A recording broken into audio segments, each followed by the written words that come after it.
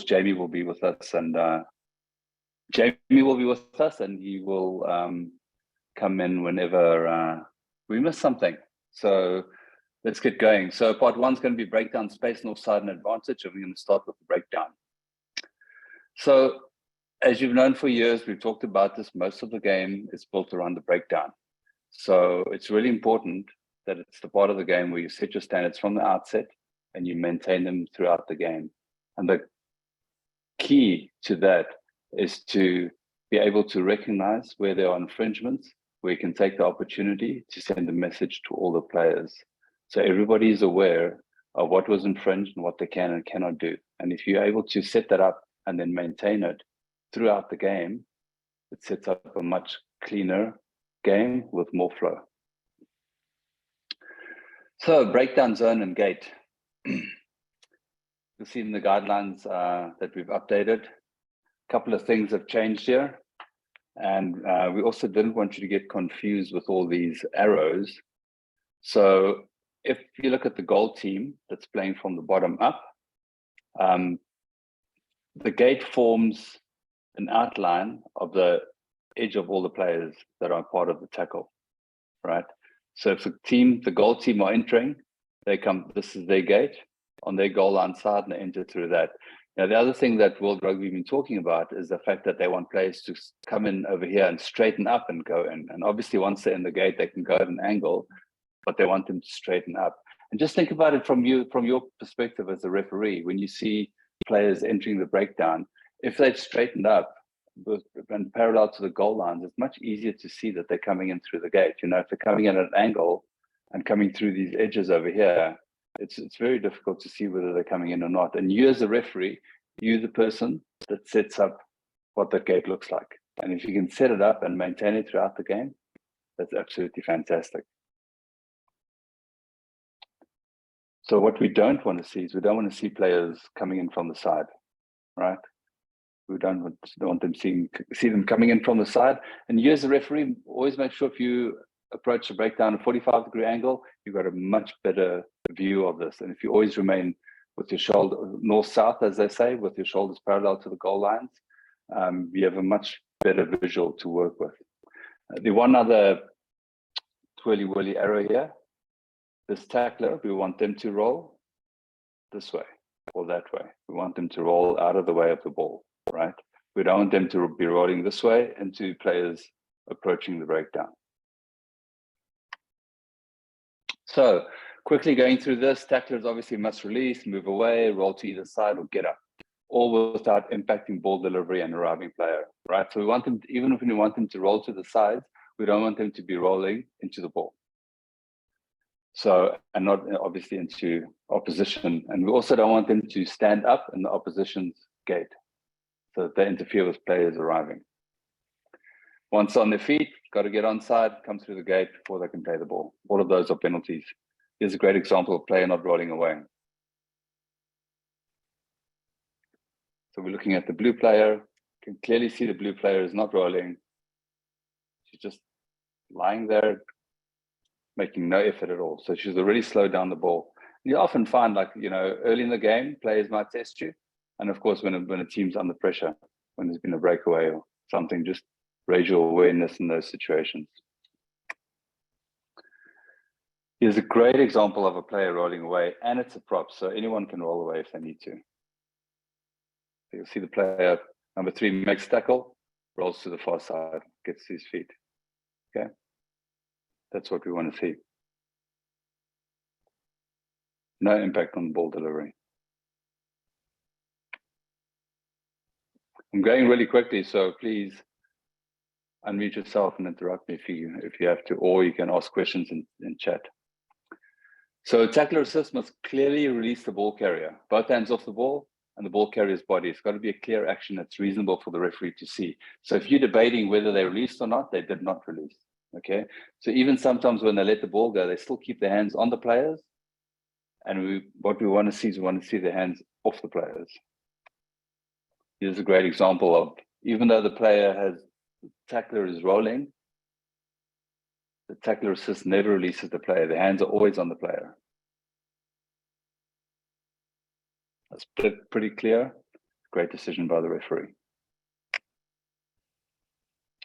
So what's become a trend over time is that if a player is trying to hold up a player, when they get one knee to the ground, the referee is going to say tackle or release. Players have got to release immediately. But as a referee, what you want to do is you want to be on top of that as quickly as possible, so that they're not preventing the ball from being released for 2-3 seconds before you go release or to tackle.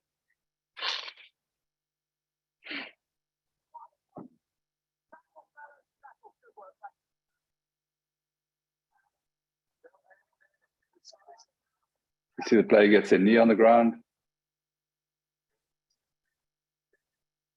The referee tells them to tackle and they've got to release. So ball carrier, pretty straightforward, must release, place or pass the ball. If they've been tackled, then they're held. If they're not held, then they can get up again with the ball. And just be aware that players can be tackled, release the ball, get to the feet and play the ball immediately again. So isolated ball carriers, they must not roll, crawl or reposition their body. So we're looking for extra rolls or crawling along the ground, or they keep repositioning their body really slowly to prevent a legal poach when they're under pressure and isolated. Here the ball carrier is clearly tackled. She goes to ground and she just gets up with the ball again. Never released it.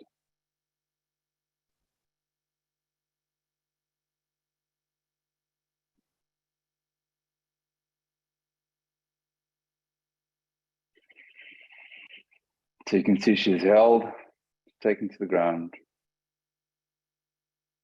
never releases the ball, still holding on to it, and gets up again.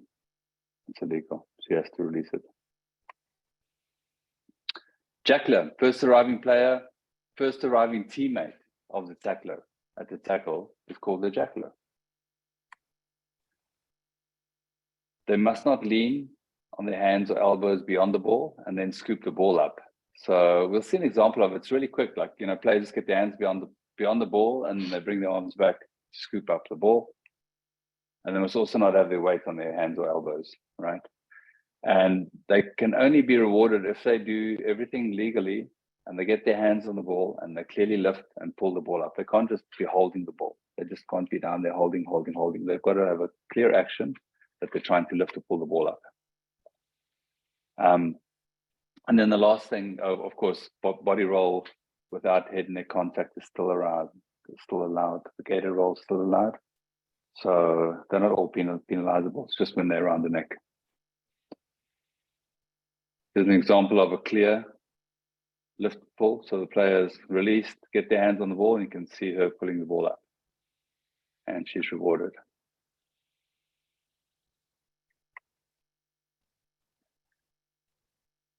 Beyond the ball on elbows, this is very, very quick.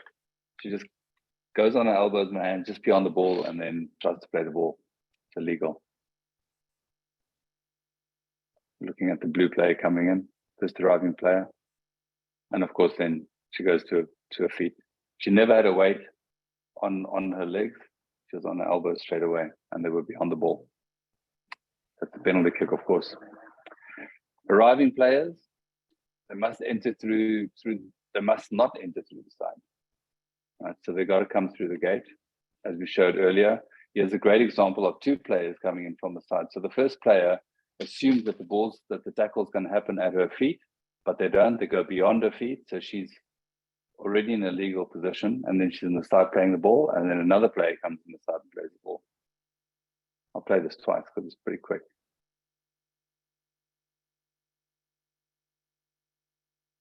So either or. Oops.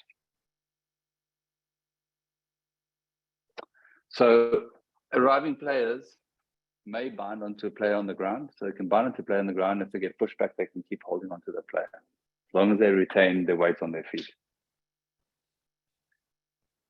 They may shift a defender. So arriving players can take a defender out of the way and go to ground as long as they are making the ball available, right? And once they've made the ball available, that they're not just lying there obstructing anybody. You know, they can take someone out of the way, but if the ball's available, just play on. And then, of course, must not lean on ground on the players on the ground, sealing and preventing the contest. So what you might see sometimes is that you have this player over here. They're in that position, and as soon as somebody comes to contest with them, that they might go either just go lower and just be leaning on this player completely, or they might seal the ball if they feel they're under pressure. So just be aware of that as well. It's a great example of sealing. The ball carrier is under pressure, and the blue player just immediately seals.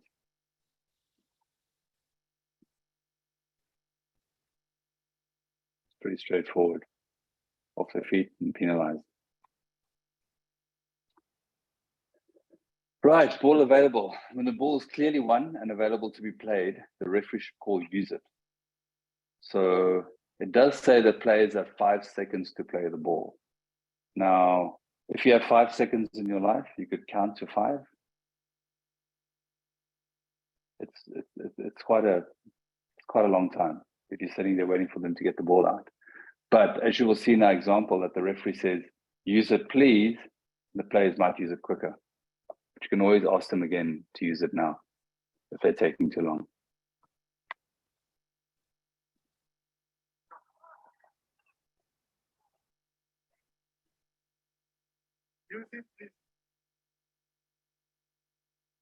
Right? It was very nice to them, and then they used it immediately. Do you remember they do have 5 seconds? Right, ball out. The ball is out when there are no bodies over the ball. We've got some good examples here. Digging for the ball is not out. Hands on the ball or holding the ball when it's on the ground is not out. So lifting the ball clear of bodies is out. And I think this is a slide that everybody needs to memorize, because probably 95% of the matches you might be asked this at the pre-match briefing. So make sure you've got that all covered. So the player in the scrum off position, they may move the ball back with their foot if the ball is available to be used, and they roll the ball back with their hands, the ball's out. So if they use their hands, the ball's out. But you as a referee, you're not necessarily going to go, it's out, it's out, it's out, right? Because then it's going to create chaos. But if the opposition team asks you, is the ball out, you can say yes. The scrum off may not hold the ball and move it without lifting it. So that's a free kick. So they can't, they may not hold the ball and move it without lifting it. I hope that's clear for everybody.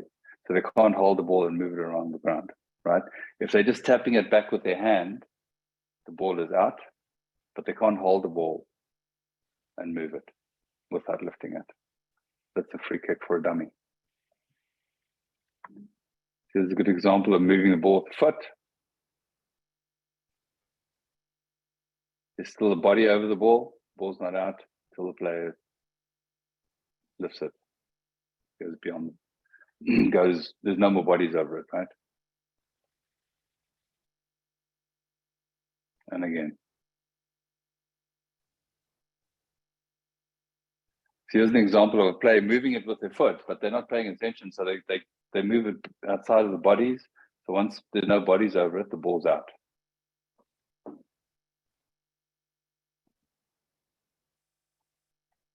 So you can see they move it there, the ball's out. They really said the ball's out, and then the player wouldn't play them.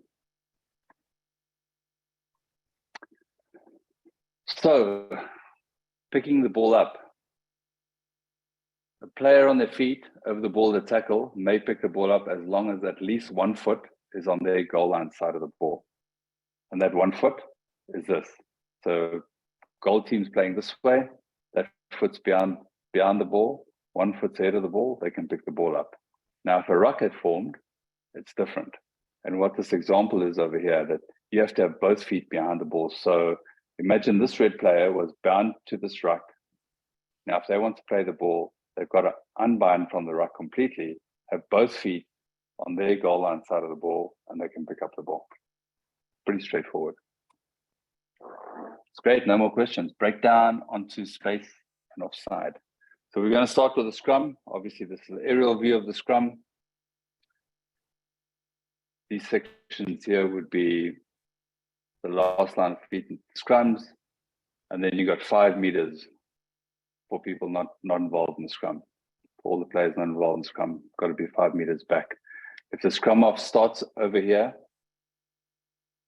what they can do next is they can move back to the last line of feet, and they can move anywhere across the field, right?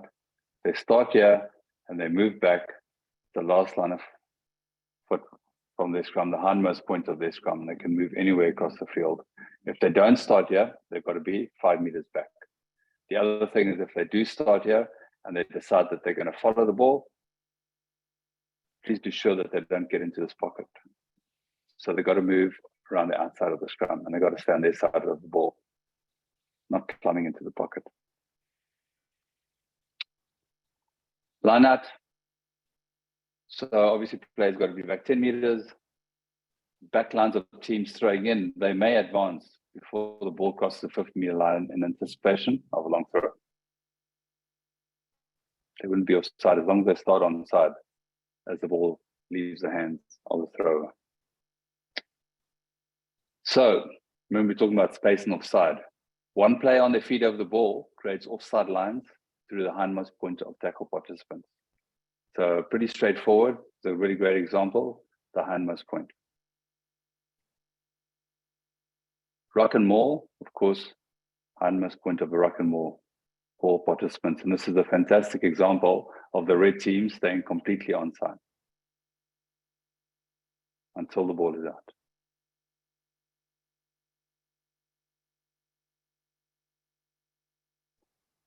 Yep. So as soon as the ball's out, the players move. That's great to have such a clear gap, you know, and if you as a referee can in the pre-match say you want to see a clear space between the hindmost point and the players, the defenders, and they can maintain that, that's great. If you have assistant referees in your games, please use them to help you, to be on that offside line and to communicate with you. And if you don't have radios, you know, you can use other means of communication with them. You know, they can maybe put their arm out for like vantage or however you decide that you would want them to help you. But it's a really good idea to keep players on side, because not only, you know, do we set standards at the breakdown, but we also set a lot of standards by maintaining space in the game. You've seen this many, many times. I keep using the same visual. Obviously, if the ruck, the hindmost point of the ruck is on the in goal, the goal line would be your hindmost point. But at any ruck, no players can have their hands ahead of the hindmost point. Penalty kick. You can always manage them, make sure you get them back. In front of kicker, offside players are advancing or reducing options for counter-attack, taking away space. So over the last couple of years, we've all clamped down on that. Want to make sure that that space is there. You know, players in front of a teammate, they must not move forward until they've been put on side by the kicker or a teammate. And if they're within 10 meters of the ball's gonna land, they need to get out of that 10 meters. They need to move back. Just think about this. If there's a long kick and players in front of the kicker, what sort of advantage are you trying to play, right? So if players are offside and they're just taking away space and they're just wasting everybody's time, might be a good idea to just penalize them. You know, so we've seen this example. The referee waits a little bit, wants to play advantage, and then eventually just goes, oh, no, shouldn't advantage, just go back and award the penalty. But just look where the penalty is. And it's a penalty where the player was offside, or it's a scrum where they kicked from. So always remember that there's an option.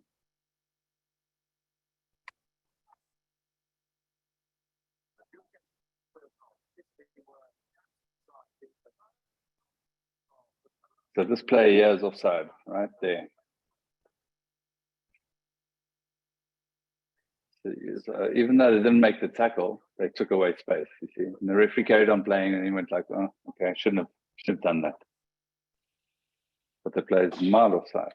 Look at it. Look at that. Just keeps going. As a referee, if you see players that are offside and you say, like red 13, stop, they've got to stop. They can't just slow down. Players have got to stop. They've got to stop if you want to manage it. Goal line dropout. Now, I said to Jamie, it might be a great thing for him to come in here and just remind us about all of these. Jamie? Save you, Richard? Is that what? I think the big point to be made out of this is that World Rugby changed things after a year's worth of trial on this. and made things a lot more simple. So I think that's a good thing for us. It means that as long as the ball was put into the in goal by the attack and you know and made dead in that way, we don't have a difference. For example, we had a difference previously about kicks and charge downs, and there was a bunch of things that were not actually written into law. So there was a lot of effort made to do this. So yeah, I think this has been a lot more simplified. Without going into, I don't think we should go through every possible scenario here, but there is a list that was put together by the match management working group that is on the USA referee page /resources. So it's usa.rugby/referee/resources. And that also has a handy table, which I might see if I can actually put in the chat, which covers all of the different scenarios for people that are interested. So yeah, I know it's been tricky for people over the last year, but hopefully what World Rugby has done is to make things a lot simpler. I'll see if I can put that thing in the chat now while you move on to Advantage. Okay, great. Yeah. So Advantage actually went back to the dropout. So if you look at the ones that have remained a dropout, pretty straightforward. And then all the others would be goal line dropouts. And the game management guidelines have been updated. So just make sure that you have got that sorted for your games as we start next week. Advantage. Now, Advantage does not create flow. Setting great standards to set up the games, to give players a clear foundation of what they can and cannot do, is something that you're creating an environment where players can trust you as the referee, and that's how you create flow. Advantage is an opportunity for you to add to that, and you should only be playing Advantage when there's a clear opportunity Advantage can accrue. However, obviously at a scrum, it's going to be very different to a penalty. So just think about, from a scrum advantage, the non-offending team needs to have gained clear and real possession, mostly equivalent to that which they would get from a scrum. Now, especially the referees that have been refereeing in the more senior competitions, if you have one team that has a weaker scrum, you might play more Advantage for them, right? But what we don't want to do is we also don't want to play Advantage, especially penalty Advantage, to teams endless amount of penalty advantage when what it in fact does is that they never gain advantage, and it actually just creates a game with less flow, because you're always coming back and you're always running across the field and going back to another penalty, etc. If you feel that you're always running a long way to get back to the penalty mark, that you're probably not playing Advantage very well.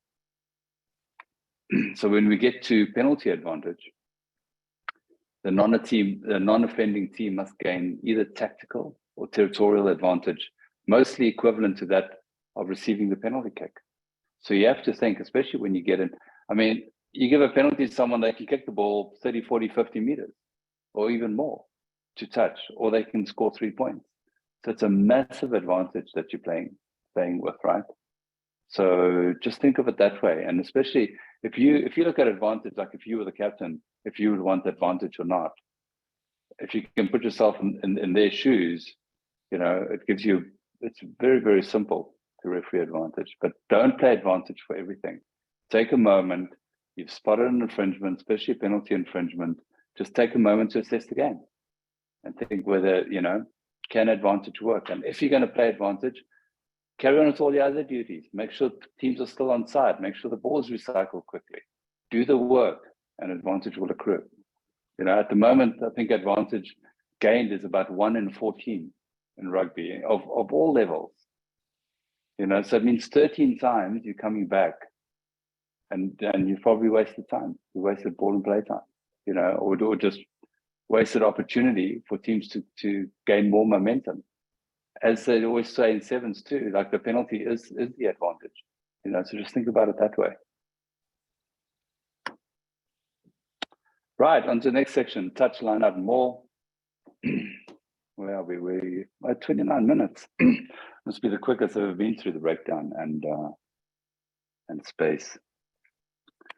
Touch, line out, MAUL. I'm just going to go through these very quickly. It should be pretty straightforward. They're also in the guidelines.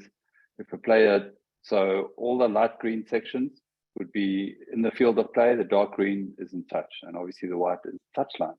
So if a player is in touch, ball's coming towards the touch line, has not reached the plane of the touch line, the player can knock it back. Of course, we wanted to knock it laterally or backwards. They knock it forward, still knock on. If the player is in the field of play, the ball has crossed the plane of the touch line, they can jump as long as they're in the air, and they can knock the ball back, again, laterally or backwards, to play on. In this example here, the player's feet on the ground. The ball has not crossed the plane of the touch line. She catches the ball. She's deemed to have taken the ball into touch, so it'll be the opposition throw. If the player is standing in touch, the ball crosses the plane of the touch line. She jumps in the air and catches the ball and lands in the field of play, play on. And you've seen this, I mean, it hasn't happened that often, but we did see a great example as soon as this law came in. And I'm going to show it to you again just because it's so fantastic. So we're looking at number 15 over here. He's already lining himself up. Jumps, catches the ball, lands in the field of play, and it's play on. Great skills. The two replays here, and you can see it again. We'll watch it again just because it's pretty impressive.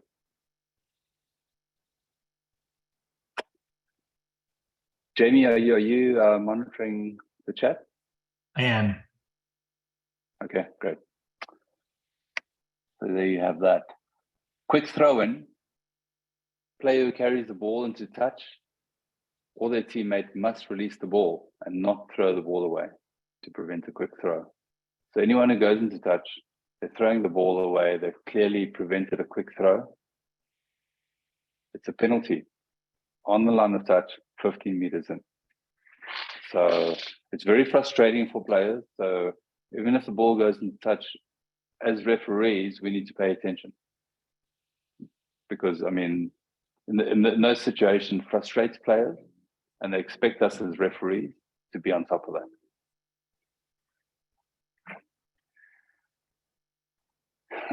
Line out setup.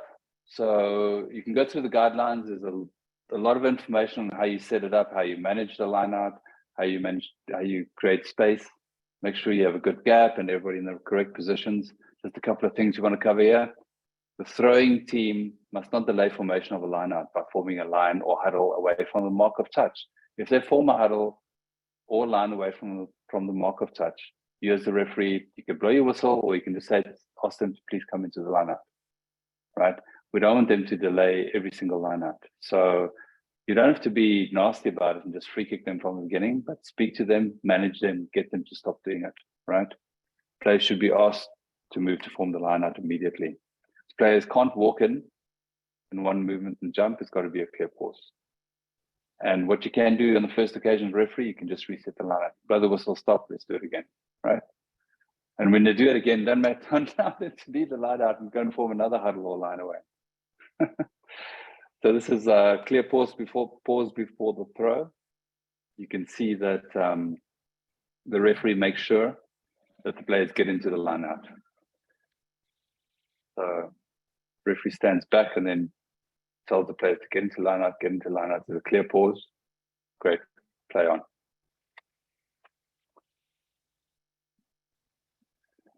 So players changing positions. If a team chooses to have a receiver, they've got to be 2 meters from the players in the line out. If they want to switch positions, they can do so before the throw. The player has to be in the line out, and another player has to take the position of the receiver if they had a receiver to start with. So just make sure that the switch is done before.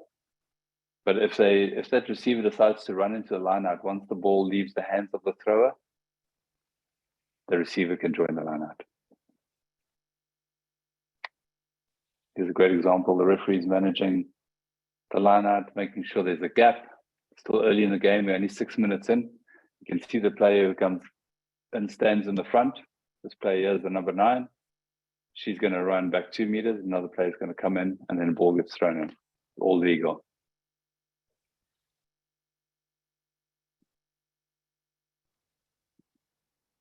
All right. Play on.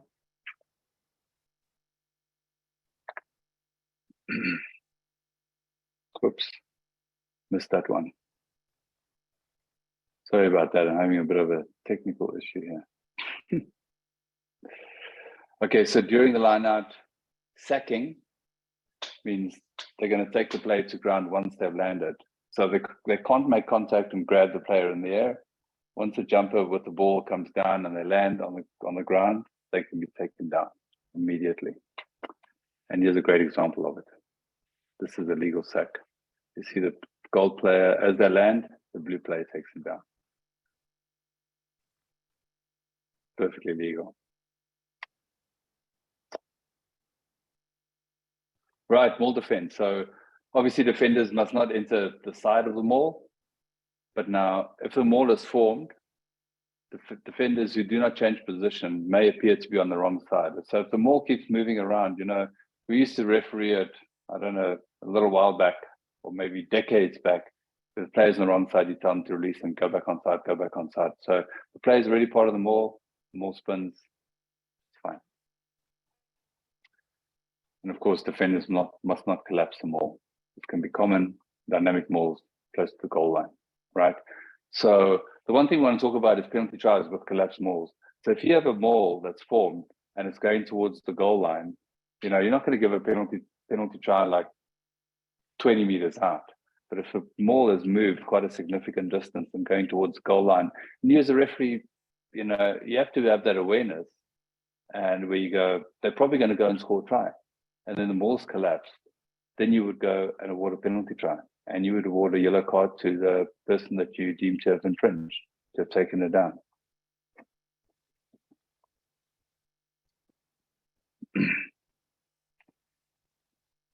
So another example where you can see clearly that red are going forward and the number 13 just falls on the ground to collapse the maul and no try is scored. Right? Penalty try. It's a really straightforward decision. And I think you as a referee, if again, you feel they're going to score a try and it's collapsed illegally, penalty try, yellow card. So I'm not really going to go through this too much, but when a defense don't engage in a line out and they step out of that line out, what they have to do, they have to stand in line. If they don't want to make contact, they've got to sort of open up the area. So if that team moves forward, that they're not making contact with them. But the first thing that they do, and defense often do this, is they step back. And once they step back, they're out of the line out. When they're out of the line out, they're penalizable. And that's the first thing that you're going to look for. Now, if the ball carrier is in front, they can move forward. If they've handed the ball back, you tell them to use it. If they don't use it, it's a turnover scrum. If they move forward, it's a turnover scrum. But if the ball's in front and they move forward, carry on. We've been through this so many times, and I'm just quickly going to point out the player here.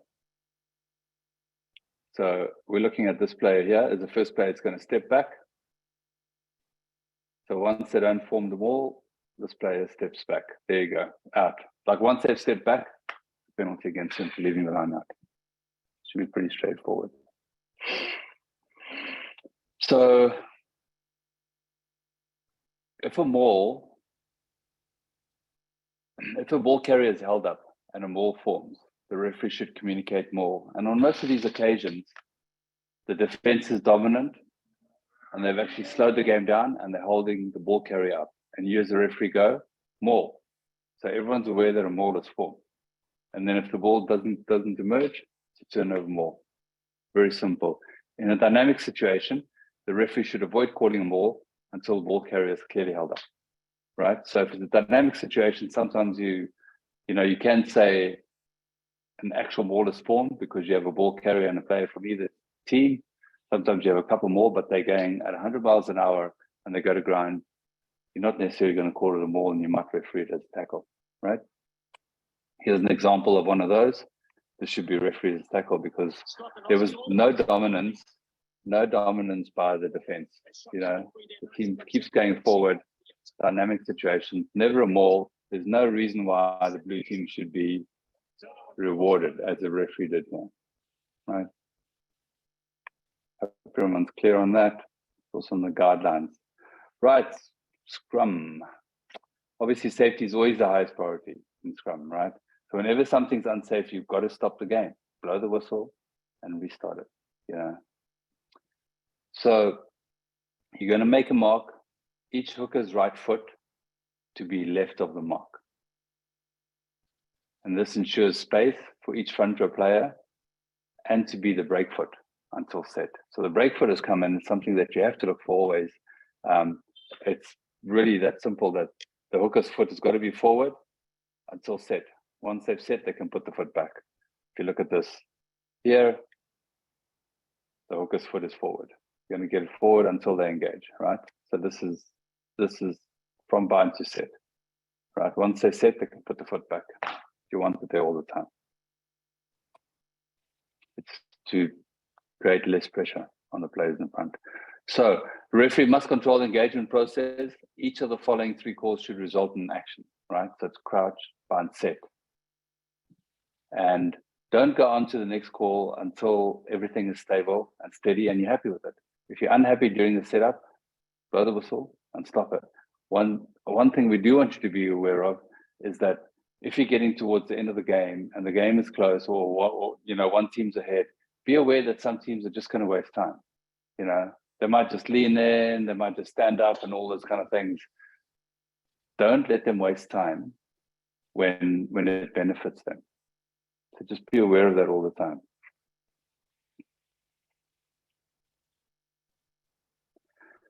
Be patient, don't rush. Like I said, if any part is not right, you can restart the process. Not considered a reset.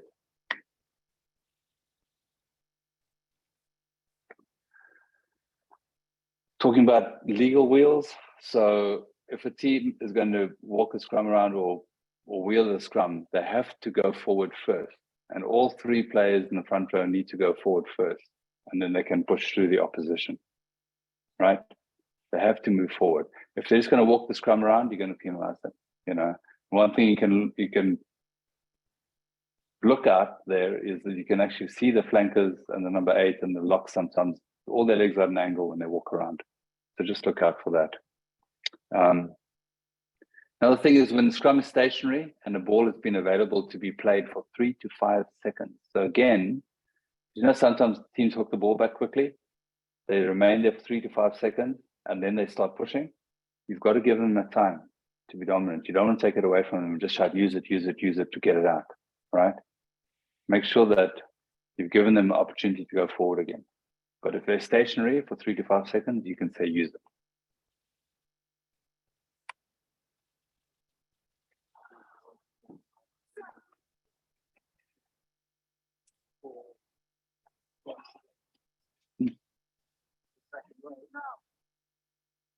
Okay. Uncontested scrum, I'm not going to go through this. It's pretty straightforward. We've been through this for a couple of years now, and make sure you get it right. I know that in some international games, in some countries whose names I won't mention, New Zealand couldn't get it right. You've got to get it right, right? So if there's a yellow card or a red card and players off the field, and you have to bring another player on, they've got to take another player off. It's pretty straightforward. Make sure you get these numbers right. Right, and here we go. We're into the last section, foul play. The not so fun part. So we're going into dangerous play first. Head and neck contact. First question is, was there foul play, intentional, reckless, and or avoidable? Degree, and then you look at degree of danger, direct or indirect contact, high force, low force. So we worked very hard last year, Jamie and myself, mostly Jamie, to simplify this as much as possible. So, you know, if you go to the foul play section, game management guidelines, it should be pretty clear. Of course, when something happens on the field very quickly, and you don't have a TMO, it's always not that easy. But one thing we can say to referees is be sure. Well, be sure if you're not sure that it'll be a mitigating factor, right? If you're not 100% sure, you're not going to give a red card. You might give a yellow card. If you're not 100% sure, you might just give a penalty and not a yellow card. But there's no need to overreact, and there's definitely, absolutely no need to guess that something happened. You have to be very, very sure of yourself when you make the decision. And especially in the NARA and D1A, there's a disciplinary process as well. So we're not saying it's a cop-out for you not to make decisions, but the disciplinary process will support you. So is there mitigation? Sudden significant drop in height will change the direction from ball carrier, late change in dynamics due to another player in the contact, effort to wrap, bind, having no time to adjust, right? So an effort to wrap, bind, and having no time to adjust does not mean you're standing straight up, hit the player in their head with your head, and you're still wrapping. You go like, oh, they were still wrapping, okay? The point there is that they're standing straight up and it's head-to-head contact. Factors against mitigation. Mitigation will not apply for intentional or highly reckless acts of foul play. And of course, if there's open space, plenty of time for the player to make a decision, and they're still reckless, it's a factor against mitigation. Sanction framework, as you can see in the guidelines, it's all there. Direct head neck contact, the yellow card. So the player changes direction and there's head to head, right? Because the player changed direction, it's a mitigating factor, it's only a yellow card.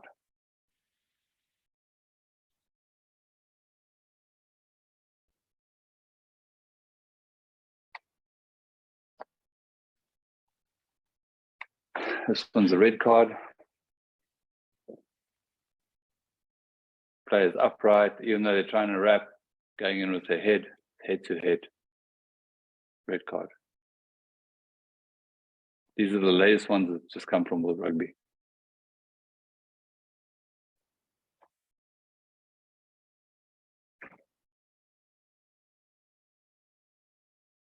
Now we know when you don't have a TMO, it's not always that easy. Direct head neck contact, another red card. You see, when you're watching it at speed, it's very difficult to see, right? But it's number one, still trying to wrap, but head to head, so they've got to go lower. There's no mitigating factors. So another trend that World Rugby pointed out to us is that lifting legs at the breakdown and how the player lands determines the sanction. So if they land on their head, neck, or upper shoulders, be a red card. If they land on their lower back or side, be a yellow card, right? So have a look at these examples.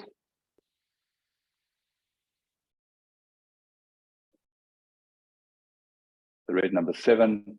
Jamie, I'm not 100% sure. Are they saying that this should be a red card, this one? Or is it just a yellow card? The first one.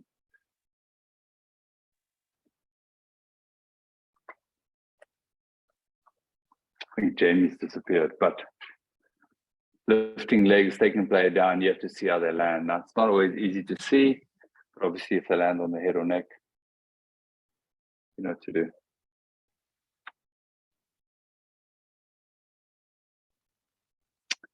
Obstruction.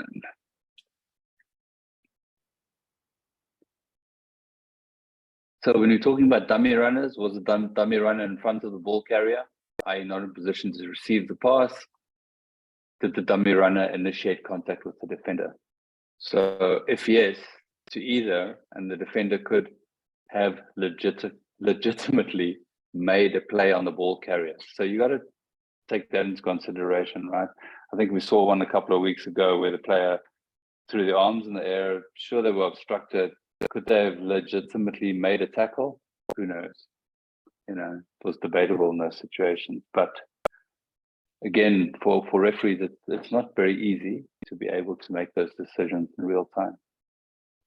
So again, what will help you to make those decisions is that if you are in a good position at the breakdown, you move early, you get to ball and line as quickly as possible, so that when players go into contact, you might drift a little bit behind them and you'll be able to see it all unfold in front of you, rather than you running ahead of the ball, thinking that you're going to assume where the ball is going to end up, all right?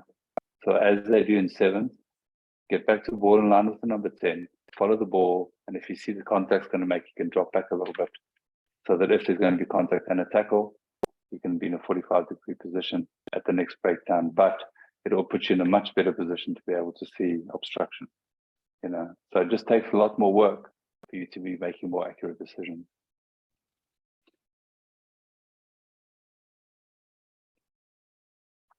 It's a very straightforward one. Dummy runner over there takes out the player, creates the gap, right? Dummy runner might be in a position to catch the ball, but they initiate contact. So we're looking at this player here, makes contact, opens up the gap, the player goes through.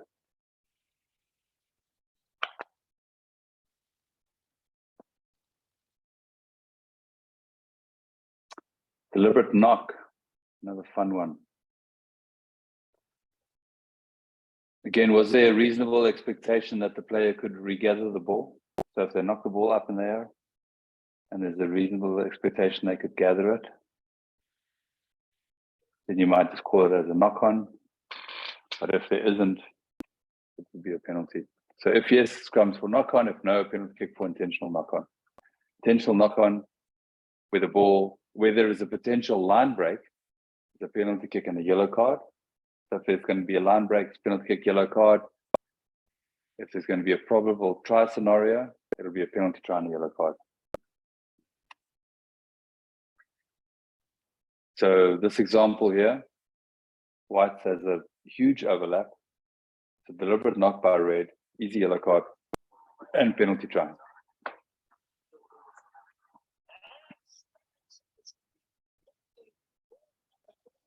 Here you go. There we go.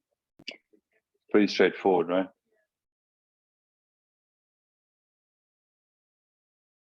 So you can see the player here, knocks the ball, there's a huge overlap. 4 players, yellow card, penalty try. No reasonable expectation he's going to catch the ball. So that brings us to the end. I'll show you one more, and maybe we can get some input from everybody to see whether they feel that this would be a penalty try if you're refereeing it. So just look at where the defenders are. Is there going to be a line break? And if you say yes, there's going to be a line break, do you think there's going to be a probable try?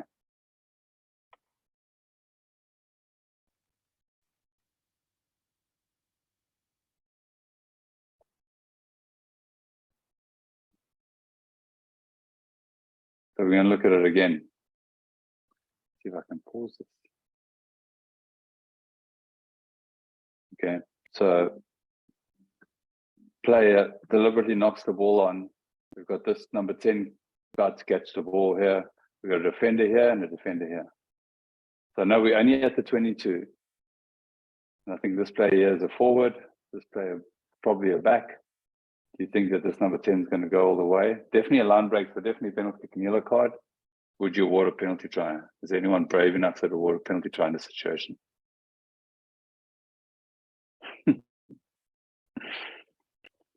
Jamie, I don't know if anybody can contribute to this, but what are your thoughts? I'll be honest, I'm looking Jamie, at not with us anymore. Yeah, no, I'll be honest, I'm looking at the scoreboard there to help me make my decision. Richard, does that make is that a bad answer?